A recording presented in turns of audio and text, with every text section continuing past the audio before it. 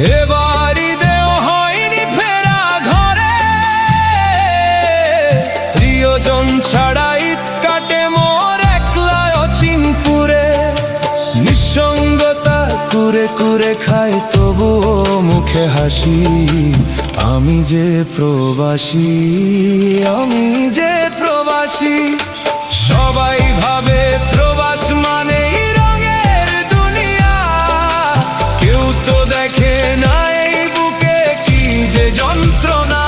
তবুও ভালো থাকুক তারা যাদের আমি ভালোবাসি, আমি যে প্রবাসী।